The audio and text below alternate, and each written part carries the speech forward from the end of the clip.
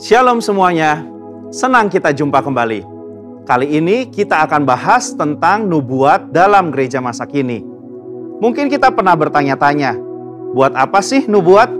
Apalagi buat gereja masa kini. Kan sudah ada Alkitab sebagai pegangan firman Tuhan. Lalu seberapa penting nubuat bagi gereja masa kini? Dan dari mana kita bisa mendapatkan nubuat tersebut? Serta bagaimana kita menguji sebuah nubuat? Mari kita bahas. Pada zaman Perjanjian Lama, nubuat disampaikan oleh para nabi yang diangkat Tuhan sendiri. Bentuknya berupa pesan, arahan, maupun peringatan Allah atas umat sehingga mereka bertobat dan hidup dalam kehendak-Nya. Mendengar dan melakukan yang disampaikan para nabi sama artinya dengan melakukan perkataan Allah. Oleh karena itu, pesan ini punya otoritas yang bisa dicatat dalam kitab para nabi sebagai firman Tuhan dalam Alkitab. Dalam Perjanjian Baru, ada juga orang-orang yang punya jabatan nabi seperti Yudas dan Silas dalam Kisah 15 ayat 32, Agabus dalam Kisah 21 ayat 10, dan beberapa lainnya.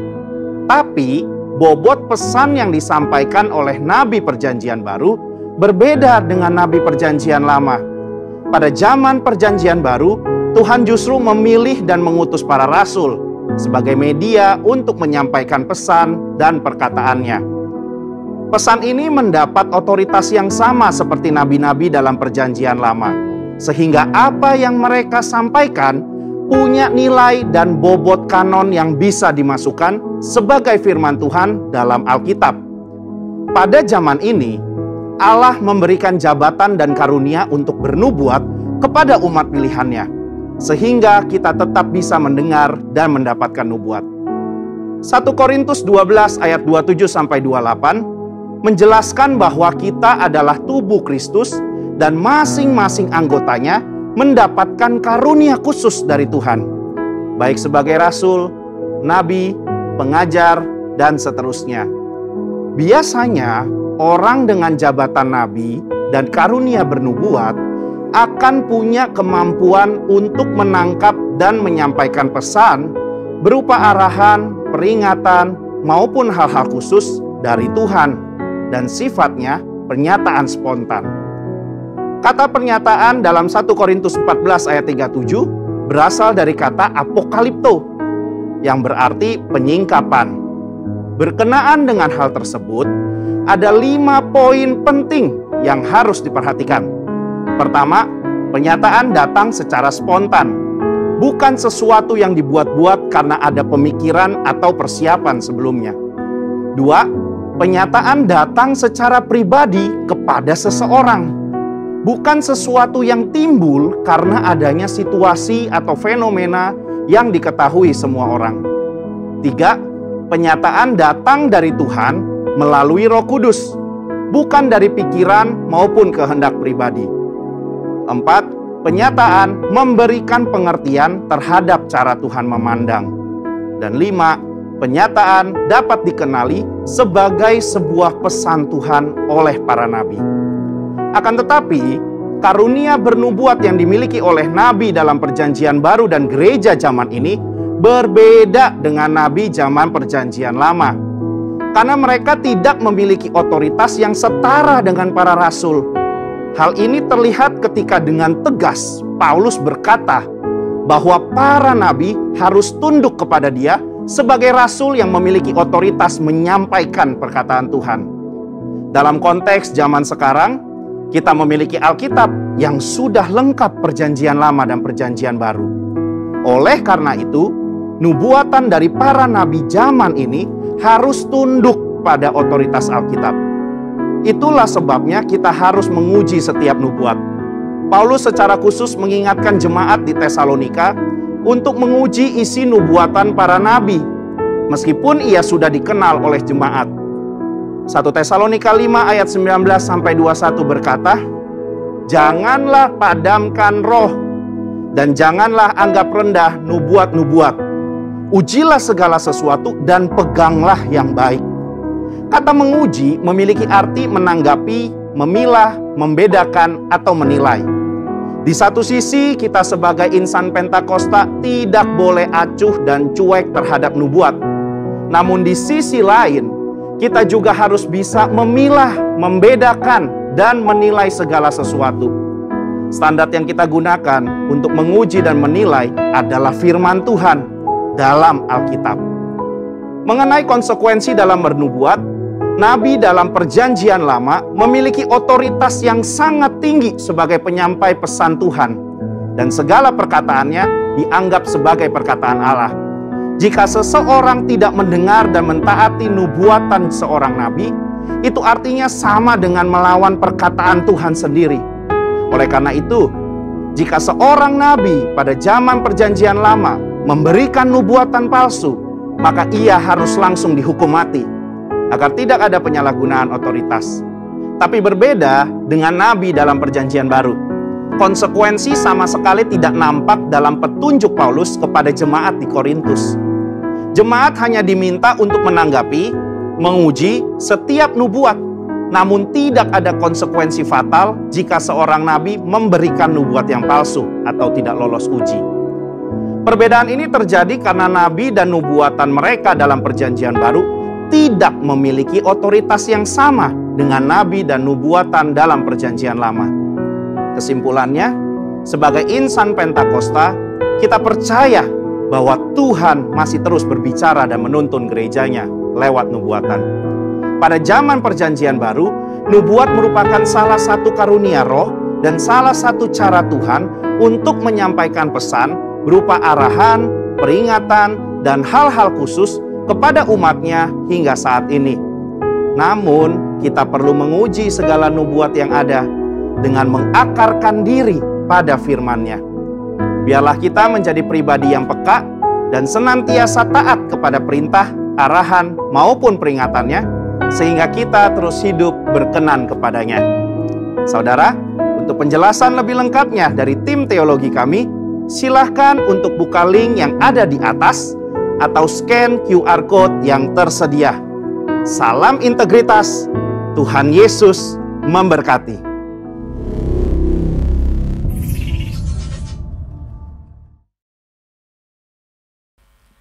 Shalom Bapak Ibu Saudara sekalian, haleluya, shalom.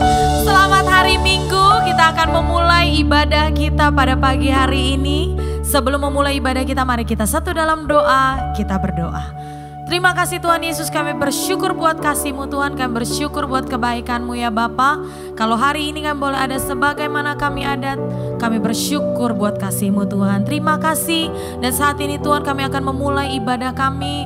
Biarlah Engkau Tuhan Allah yang memimpin ibadah dari awal, pertengahan hingga akhirnya. Biarlah hari ini Tuhan kami hanya memuji memuliakan nama-Mu saja, dan biarlah hanya nama-Mu saja yang ditinggikan, nama-Mu saja yang dimuliakan. Terima kasih Tuhan Yesus, terima kasih ya Roh Kudus. Kami sudah berdoa mengucap syukur dan siap memuji Tuhan di dalam nama Yesus. Haleluya. Amin. Haleluya. Mari tepuk tangan di hadapan Tuhan. Dimanapun Bapak Ibu Saudara berada, saudara kita bangkit berdiri bersama-sama. Kita mau bersuka cita karena Tuhan Yesus baik. Haleluya.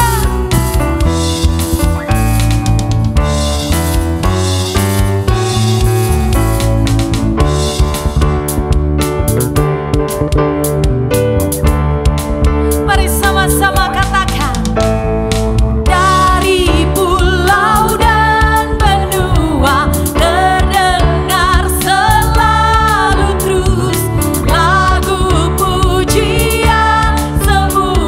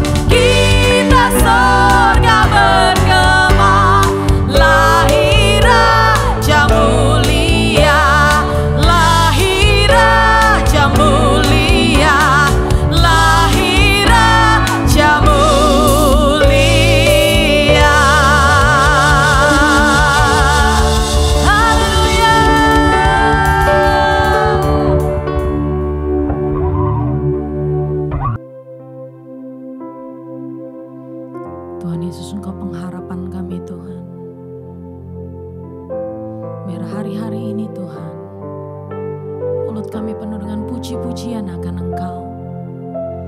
Kasih-Mu mengalir bagi kami semua. Ajar kami berharap hanya pada-Mu Tuhan Yesus.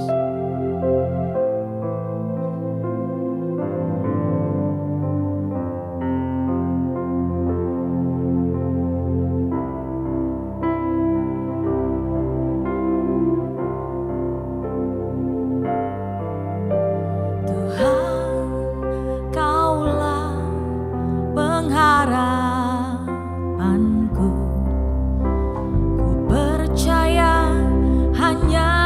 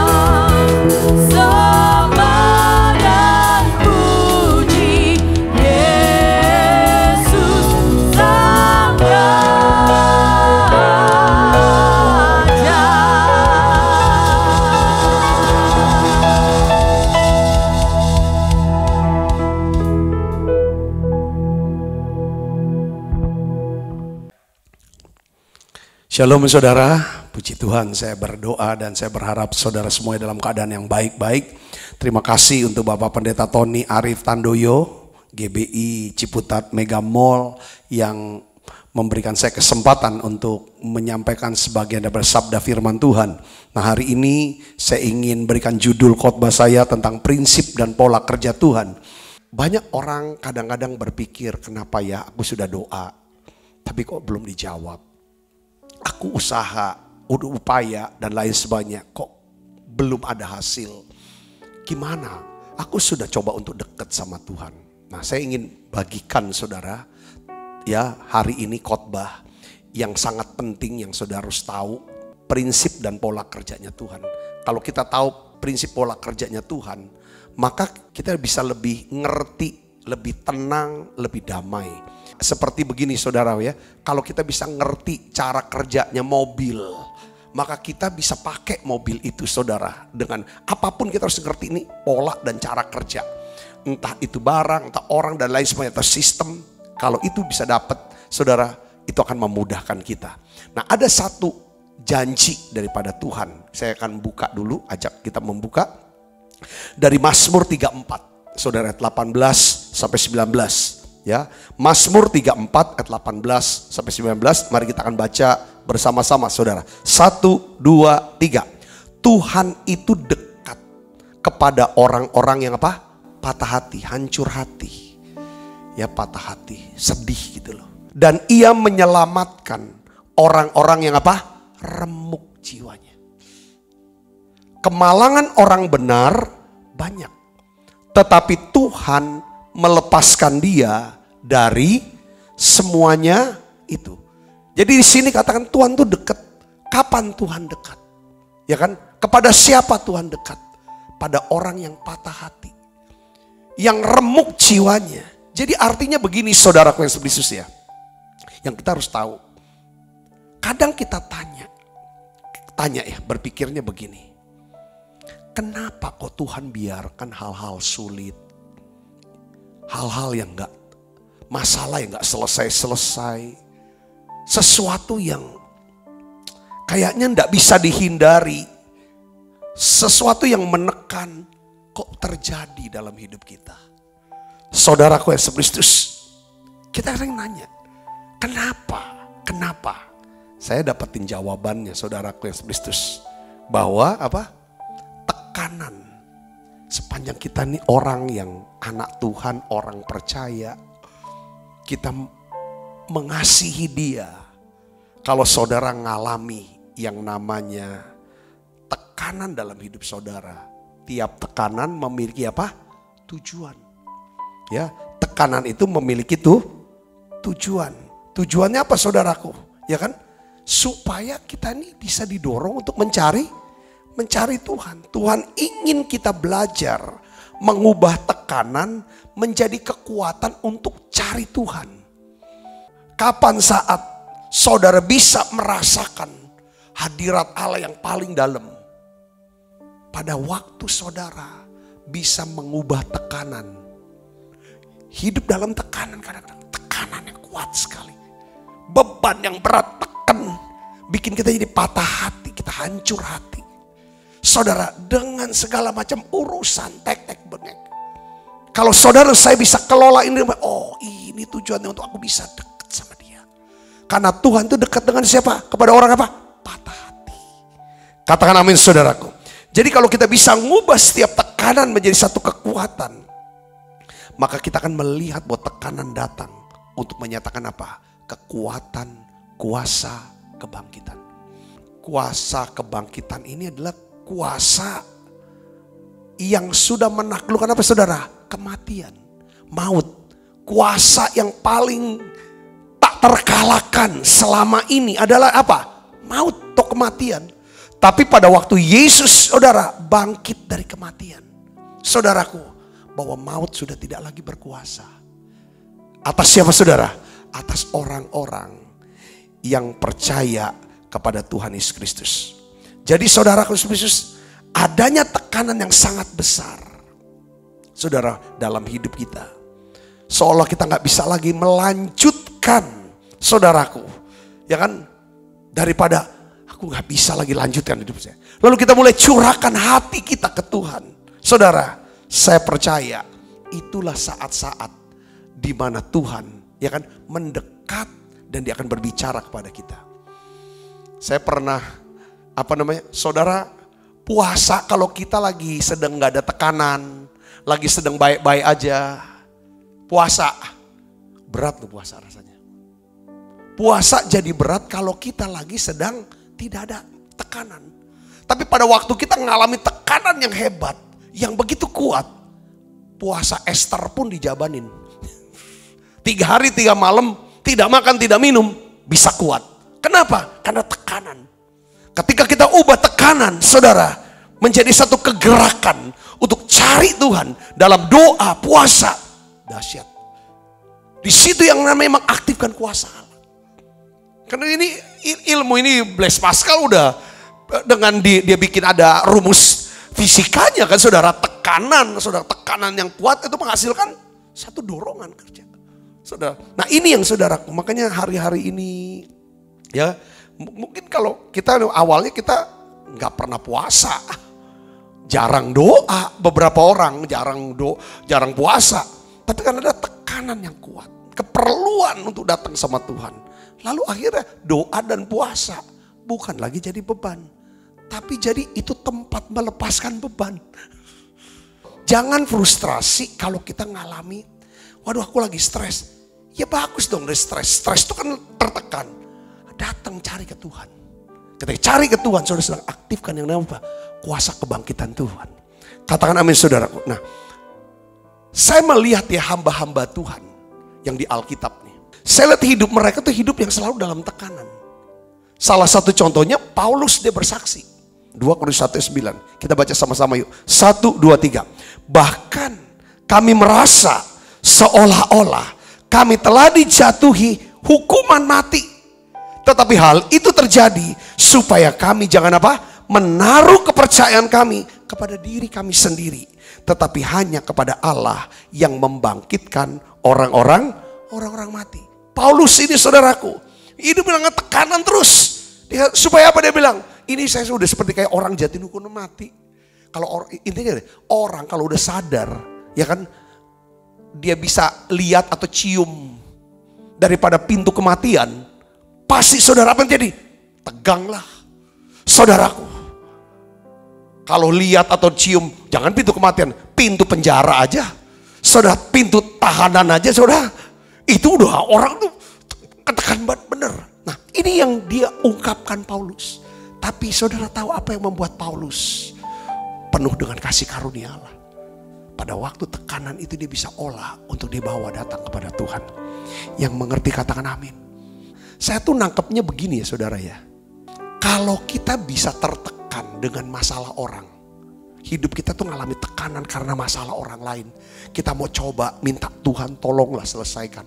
Kita doa, kita puasa untuk masalah orang lain. Saudaraku, ini juga tuh bagus sebenarnya saudaraku. Bagusnya apa? Ya mungkin Tuhan tuh luputin dulu untuk masalah kita. Kalau kita nggak pernah ngalami tekanan-tekanan, ya kita hidup kita enak. Nggak ada masalah. Harus cari tekanan. Tekanan tuh bantu orang. Kita bisa tolong, ringankan bebannya, tekanan-tekanan ini. Sudah bisa mengerti gak sini? Ini yang Tuhan mau. Nah hari ini, saya ingin bagikan tentang pola kerja. Ya kan, pola kerja. Prinsip dan pola kerja daripada Tuhan. Saya ambil contoh dari di Yohanes pasal 2. Saya percaya, ya saudara, itu mempelai dan keluarganya itu dalam tekanan. Dia sudah persiapkan sebenarnya tuh anggur ya. Tapi dia nggak nyangka saudaraku yang Kristus, kok tiba-tiba pesta itu bisa kehabisan anggur. Wah itu stres berat buat tradisi. Kalau kita anggur kita juga jarang minum. Kalau kita nih bicara anggur dah. Tapi itu sesuatu yang harus ada bagi tradisi orang Yahudi pada waktu itu. Kita udah tahu di situ ceritanya, saudaraku, ada perkawinan di Kana yang di Galilea. Ibu Yesus ada di situ. Ayat yang kedua adalah Yesus dan murid-muridnya diundang ke perkawinan itu. Lihat saudara, prinsip yang pertama yang saya catat nih, pola kerja Tuhan. Perhatikan saudara, kalau saudara mau melihat Tuhan bekerja dalam hidup saudara, perhatikan, Ya, saudara harus mengundang Tuhan Yesus hadir dalam hidup saudara. Katakan amin saudara, setiap hari. Kalau pagi bangun, saudara bersyukur, kita bersyukur Tuhan terima kasih untuk nafas hidup yang Tuhan beri. Terima kasih untuk kesehatan kalau saudara memang sehat. Ya, lalu saudara bisa bilang gini, omong gini sama Tuhan, Tuhan biarlah Engkau hadir di dalam setiap menit, jam hidup saya sepanjang hari ini. Tuhan, Engkau boleh intervensi, Engkau bisa campur tangan, Engkau yang kendalikan. Aku butuh tuntunanmu Tuhan. Aku mau hidup dalam kemenangan hari ini. Tuhan, aku juga mau supaya hari ini aku tidak kekurangan yang baik. Aku bisa cukup untuk melakukan kehendak Tuhan. Saudara doa pagi seperti itu, undang. Saudara tahu pesta kawin mempelai ini yang punya masalah kehabisan anggur, ya kan? Tuhan bisa buat mujizat, mengubah air yang ada itu menjadi anggur kualitas tinggi. Karena si mempelai ini saudara mengundang Yesus dan ibunya. Saya percaya juga mungkin ini masih ada keluarga, kerabat dari Yesus saudara.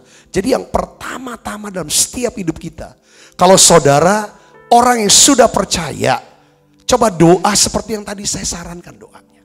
Kalau saudara seorang yang aku belum pernah undang Yesus masuk dalam hati saya, menjadi Tuhan, jadi juru selamat, saudara undang Yesus sebagai Tuhan dan juru selamat secara pribadi. Maka dengar baik saudara, Dia akan tuntun hidup saudara dari satu hari ke hari yang lain sampai kita tiba dengan selamat di dalam kerajaan Allah.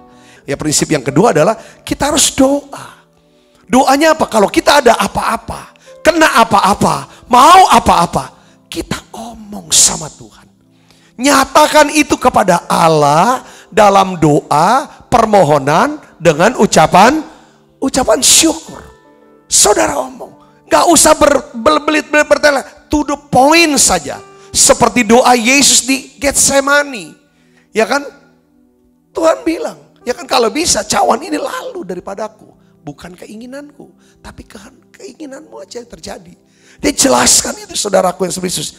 Ya, seperti pada waktu Maria dia bicara sama Tuhan. Ya kan?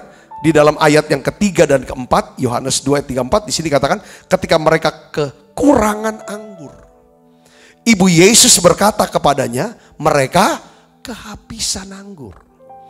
Kata Yesus kepadanya, mau apakah engkau daripadaku ibu, saatku belum tiba.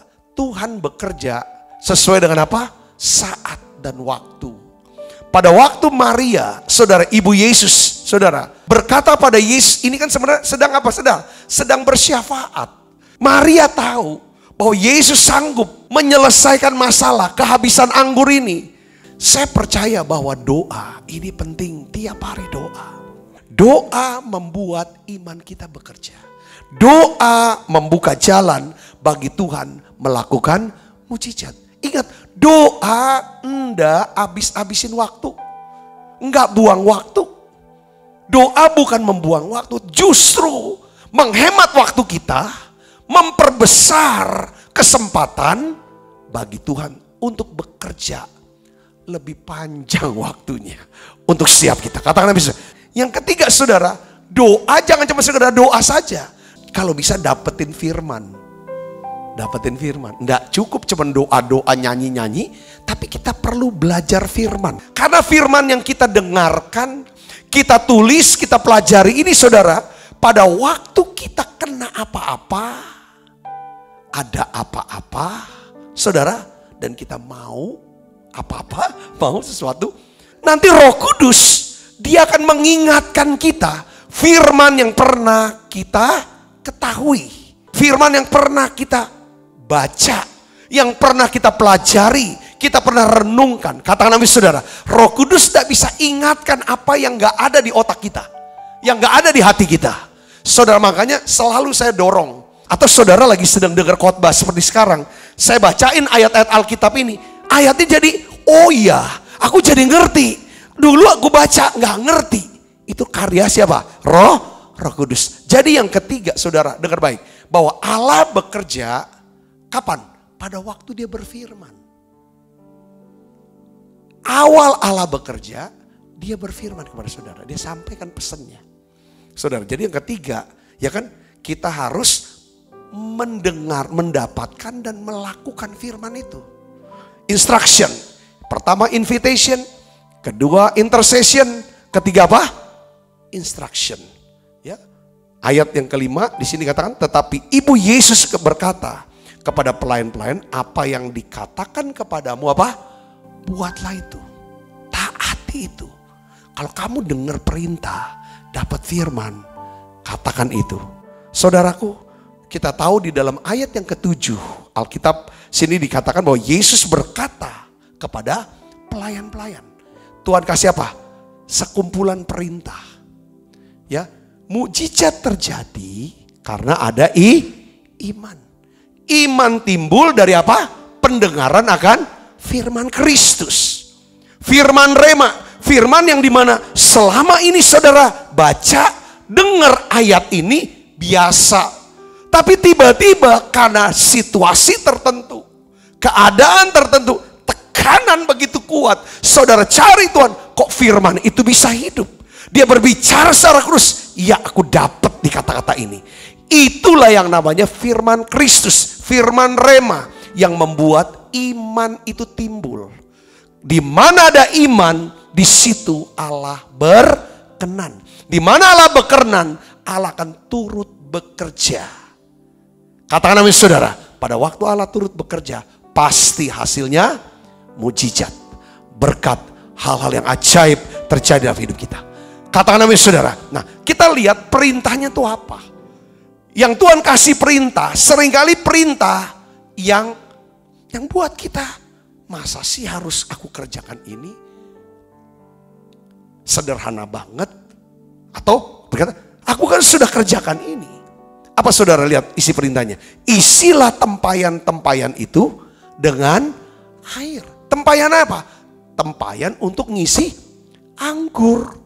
Sekarang air apa saudara? Mereka bilang, di situ ada 6 tempayan yang disediakan untuk pembasuhan menurut adat orang Yahudi. Masing-masing isinya 2-3 buyung.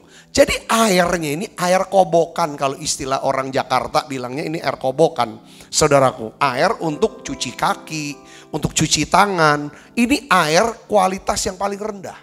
Lalu Tuhan bilang, isilah tempayan itu penuh dengan air. Mereka akan mengisinya sampai penuh. Yang diisi dari air apa? Air kobokan, air untuk cuci kaki, cuci tangan. Biasa orang Yahudi saudara, di depan rumahnya tuh pasti ada apa saudara? Ada tempayan isinya air untuk cuci tangan. Makanya Yesus bilang kan, waktu aku masuk rumah kamu Simon, kau udah cuci kaki aku loh, kau gak cuci tangan aku. Terus dikini katakan, lalu kata Yesus kepada mereka, apa saudara? Sekarang cedoklah dan bawalah kepada pemimpin pesta. Bayangin saudara, air untuk pembasuhan itu saudara, sekarang disuruh cedok, suruh kasih pemimpin pesta. Pemimpin pesta ini pasti orang besar, orang ternama saudaraku. Ya kan, orang terhormat. Suruh minum air kayak begituan saudara. Nah ini kadang-kadang emang iman itu saudara. Kalau Tuhan kasih perintah, disinilah pentingnya kita terus belajar kenal. Sampai dekat. Sampai bersandar kepada kesetiaan Tuhan. Kalau kita bisa sampai titik, aku percaya akan kesetiaan dia. Setia itu artinya apa? Bisa dipercaya dan diandalkan. Dipercaya, dia tuh jujur, dia tuh gak pernah buat jahat, dia tuh baik. Diandalkan, dapat diandalkan, artinya apa saudara? Ya, artinya dia mampu. Itu dua, itu Tuhan, bersandar. Memang kadang-kadang dia perintah sesuatu yang di luar. Tapi Maria udah kasih pesan. Apapun yang diperintah oleh Yesus, kamu lakukan. Jangan banyak tanya, jangan banyak bantah. Cara kerja Tuhan lewat apa? Perintah dan firman. Lalu mereka pun membawanya. Setelah pemimpin pesta itu mengecap air yang telah menjadi anggur itu. Dan ia tidak tahu dari mana datangnya.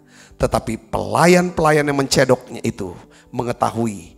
Ia memanggil mempelai laki-laki dan berkata kepadanya, setiap orang menghidangkan anggur yang baik dahulu, dan sesudah orang puas minum barulah yang kurang baik. Dan akan tetapi engkau menyimpan anggur yang baik sampai sekarang. Katakan amin. Pernah saya berpikir, ya kan, itu kan kenapa kok ada 6 tempayannya? Kenapa enggak 5? Kenapa enggak 7? Semua di Alkitab tuh angka bukan kebetulan, tapi saya percaya itu ada tujuan. Katakan amin. Saya biasa angka 6, angka apa saudara biasa? Bicara tentang apa? Angka manusia. Angka manusia. Ya, angka manusia. Manusia diciptakan Allah pada hari ke-6. Itu 6, saudaraku. Airnya itu air pembasuhan. Jadi maksudnya begini saudaraku yang sebenarnya. Saya tuh dapetin pengertian. Ya kan, apa yang ada daripada kita, sekalipun itu dalam keterbatasan manusia kita, kalau kita mau dipakai, diserahkan ke Tuhan, maka Tuhan bisa pakai itu dan ubah itu. Katakan amin. Air diubah menjadi apa? Jadi anggur. Hal yang luar biasa. Kita butuh firman. Yosua ketika dia taklukkan Yeriko, perintah Tuhan pun perintah yang saudara, yang sebenarnya sederhana dilakukan, tetapi masa sih hanya dengan baris berbaris, muter, ya kan, diem, tiup gitu kan, segala macam, diem baris, gotong tabut gitu saudara, sehari sekali puter, sampai hari ke-6, nanti hari ke-7, 7 kali puter, nanti baru sorak, tiup. Ini ya, gimana sih? Bagaimana ini? Sederhana. Disitulah makanya saudaraku. Tetapi ketika Yosua dan orang Israel melakukannya, kita tahu apa yang terjadi saudara. Tembok, bukan pintunya aja yang terbuka, temboknya runtuh semua. Kalau Tuhan mau buka jalan, mau buka pintu, selama ini pintu tertutup, bukan cuma pintu ini tertutup, tembok-temboknya pun rubuh saudaraku. Itu kayaknya lapang benar-benar jalan. Ada orang satu kami minta kesembuhan. Tapi bukan cuma kesembuhan, tapi juga Tuhan kasih kelimpahan dan kemenangan. Itulah yang ada di tabut saudaraku. Saudara, kalau saudara mau lihat Allah bekerja dalam hidup saudara, saudara harus dapatkan firman. Tidak cukup cuma doa, nangis, jerit ke Tuhan, puasa. Tapi saudara harus tenangkan hati. Kuasai diri, jadi tenang. Supaya apa? Saudara bisa mendapatkan firman Tuhan. Setelah saudara dapatkan firman Tuhan, mungkin itu firmannya mengoreksi, menegur, mengubah, menemplak. Saudara mulai, Tuhan terima kasih kalau ini teguran, aku mau bertobat, beri saya kemampuan untuk bisa berubah. Setelah itu Tuhan akan arahkan, ini loh janji Tuhan, ini loh. Ya kata Tuhan, ketahuilah aku sudah menyerahkan Yeriko, rajanya, tentaranya, panglimanya, dan penduduknya kepadamu. Dia janji itu saudara. Ketika Yosua dapatkan janji Tuhan, firman Tuhan, lalu Tuhan kasih lagi perintahnya begini. Dia dengar, dia lakukan. Maka Yeriko menjadi milik orang Israel. Katakan amin. Hari ini mungkin banyak yang tertutup buat saudara. Tapi satu, kalau saudara dapatkan firman ini, saya selalu tungguin, Tuhan mau ngomong apa sama saya? Tuhan, apa lagi yang Tuhan mau suruh ke saya? Untuk saya bisa lakukan apa lagi? Di sini penting kita dapat firman. Tuhan bicara, taati itu. Kuasa Allah akan kerja. Di dalam instruction Tuhan juga mau ada instrumen. Kita harus bisa mengenali alat-alat yang tepat untuk digunakan oleh Tuhan. Kita harus kenali yang namanya orang-orang, itu namanya instrumen, saudara. Instrumen itu alat. Ya, di sini dikatakan Yohanes 2 ayat 6, di situ ada 6 tempayan yang disediakan untuk pembasuhan menurut adat orang Yahudi. Menurut masing-masing isinya 2-3 buyung. Dipakai saudaraku. Ada instrumennya. Ya, air dan 6 tempayan. Waktu Yesus memberi makan 5 ketur roti 2 ekor ikan, Tuhan pakai apa? Anak kecil. Instrumennya apa saudara? 5 roti 2 ekor ikan. Saudara tahu pola kerja Tuhan yang berikutnya, ini yang terakhir. Yaitu apa saudaraku? Bahwa setiap mukjizat yang Tuhan mau kerjakan dalam hidup kita, setiap berkat yang dia limpahkan, setiap jalan-jalan yang dia bukakan, sebenarnya Tuhan mau. Ya kan saudara? Kalau kita menerima itu, maka kita harus menginspirasi orang lain untuk juga bisa menerima berkat dan mukjizat dari Tuhan. Yang kelima namanya inspiration. Yang pertama invitation, kita harus undang Yesus. Yang kedua intercession, kita harus nyatakan apa yang menjadi kebutuhan kita.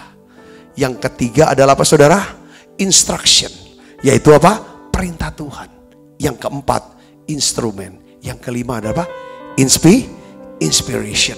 Hal itu dibuat Yesus di Kana yang di Galilea sebagai yang pertama dari tanda-tandanya. Jadi mujizat Yesus pertama adalah di Kana, pesta kawin, mengubah air menjadi anggur, ya kan? Dan dengan itu ia telah menyatakan apa? Kemuliaannya, dan murid-muridnya percaya kepadanya.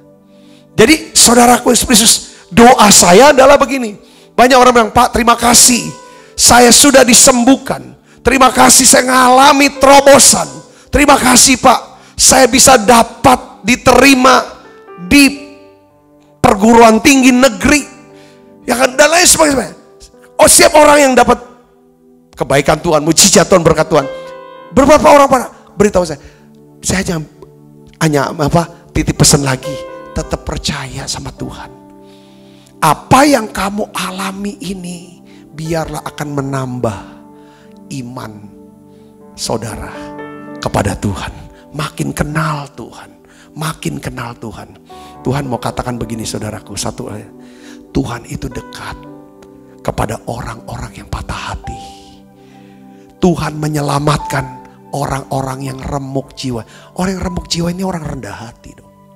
Dia datang ke Tuhan sambil nangis. Orang itu namanya siapa? Saudaraku yang Yesus. Hana remuk hati. Dia mandul saudara. Dia bicara sama Tuhan di bait Allah itu. Imam Eli pikir Hana ini lagi mabok. Mungkin lagi stres. Tapi aku gak mabok, aku gak minum anggur. Aku lagi doa. Saudara, Tuhan selamatkan. Kalau kita bisa remuk hati di hadapan Tuhan. Kalau saudara bilang, aku gak pernah remuk hati Pak. Remuk hati. Karena saya gak ada masalah, ngapa saudara remuk hati? Remuk hati lihat orang yang belum diselamatkan. Orang keluarga yang belum diselamatkan jauh dari Tuhan. Coba latih diri kita. Saudaraku, latih. Latih untuk terus remuk. Orang yang murah hati adalah orang kalau lihat orang dalam kebutuhan, tergerak hatinya oleh belas kasihan. Belas kasihan itu sampai remuk gitu loh. Kasihan ya, kalau aku jadi dia, kalau aku jadi keluarganya gimana? Saudara, kita tutup mata. Tuhan, aku berdoa untuk setiap anak-anakmu yang hari-hari ini Tuhan, mereka mungkin sedang patah hati, tekanan demi tekanan, masalah demi masalah sedang terjadi. Aku berdoa Bapak, aku minta Tuhan, aku mengerti setiap doa yang menjamah hati kami, yang meremukkan hati kami, doa itu akan menjamah hati Tuhan. Setiap doa yang menjamah hati kita saudaraku, doa itu akan menjamah hati Tuhan. Kalau doa tidak menjamah hati kita, maka doa itu tidak menjamah hati Tuhan. Oleh karena itu Tuhan izinkan kami, biarlah kami menjadi orang yang hatinya lembut, mudah remuk hati Yesus. Hari ini ya Bapa, dalam nama Yesus aku berdoa ya Tuhan, tolong setiap anak-anakmu ini. Tuhan, tolong anak-anakmu ini. Kami mulai mengerti Tuhan. Kami undang Engkau masuk dalam hidup kami. Saudara doa dan undang Yesus masuk dalam hidup saudara, dalam setiap aspek hidupmu. Mari saudara mulai buka suaranya dan berdoa sekarang. Oh ya lah bakashin. Saudara nyatakan apa yang menjadi permohonan, keinginanmu kepada Allah dalam doa dan permohonan dan ucapan syukur. Saudara mulai buka hatinya, izinkan Roh Kudus bicara, izinkan Roh Kudus berbicara, mengingatkan firman yang saudara pernah dengar, yang sedang saudara dengar saat ini. Minta dia, Tuhan beri aku kemampuan untuk bisa melakukan perintah firman-Mu Yesus. Dan aku percaya ya Tuhan, ketika kami taati firman-Mu, mujizat itu terjadi dalam hidup kami.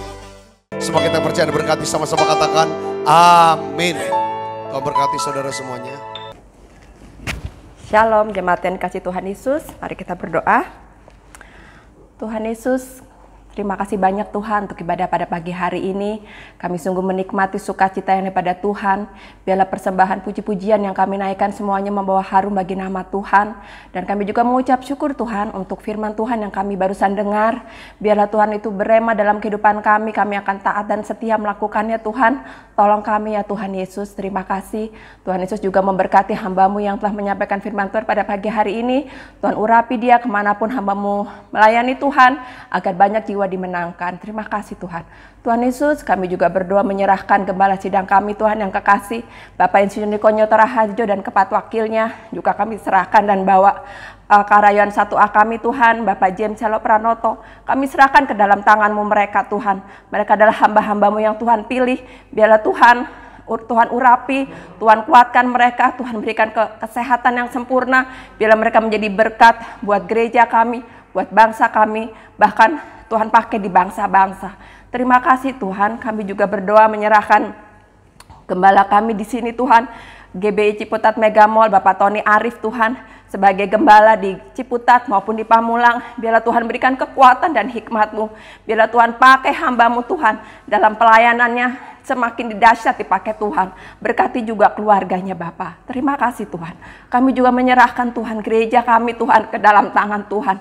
Kami percaya Tuhan pemeliharaan Tuhan atas gereja kami Tuhan akan terus berlangsung. Dan kerinduan kami Tuhan, kami tidak hanya ibadah online, tetapi akan secepatnya kami akan melakukan ibadah onsite. Bila Tuhan memberkati segala persiapan yang harus diatur dan harus dipersiapkan Tuhan. Tuhan terima kasih, kami serahkan dan berdoa juga Tuhan untuk semua pengerja, biarlah mereka bisa melakukan tugasnya dengan baik dalam anugerah Tuhan. Tuhan berikan kekuatan. Juga kami menyerahkan Tuhan jemaat kami ke dalam tangan-Mu. Tuhan Kau pelihara mereka. Biarlah Tuhan Yesus mereka semakin beriman, semakin percaya, dikuatkan oleh Tuhan. Dan biarlah Tuhan kalau mereka merindukan suatu pemulihan, biarlah Tuhan sendiri yang datang, menjawab, memberikan mujizat yang ajaib bagi mereka. Kalau mereka sakit, Tuhan sembuhkan. Kalau mereka merindukan pekerjaan baru, Tuhan berikan yang terbaik. Terima kasih Tuhan, kami serahkan jemaat kami, Kau pelihara mereka Tuhan, di dalam kasih-Mu. Terima kasih Tuhan, kami juga berdoa menyerahkan, membawa bangsa kami Indonesia ke dalam tangan-Mu. Kami mau bersyukur Tuhan atas semua perbuatan ajaib Tuhan yang Tuhan kerjakan di dalam bangsa kami. Kami melihat pembangunan-pembangunan yang semakin merata dari Sabang sampai Merauke. Kami berterima kasih Tuhan untuk Pak Jokowi. Engkau telah memilih presiden ini Tuhan, begitu luar biasa. Kami lihat perbuatan Tuhan yang ajaib. Dan kami berdoa Tuhan, agar Tuhan terus menguatkan, memberikan hikmat buat Pak Jokowi.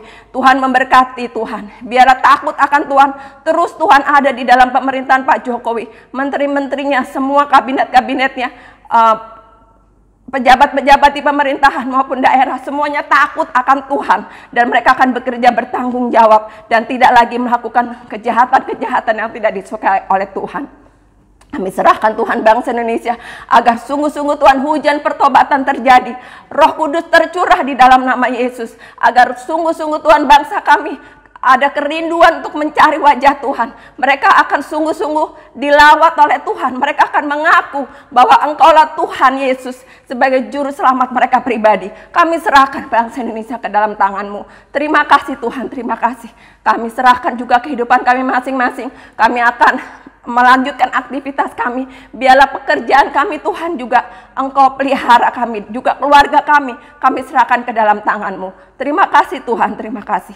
Saat ini Tuhan, kami akan menerima berkat-Mu dan kami serahkan doa ini ke dalam tangan-Mu. Di dalam nama Yesus kami sudah berdoa dan mengucap syukur. Haleluya. Amin. Mari kita berdiri dan mengangkat kedua tangan kita.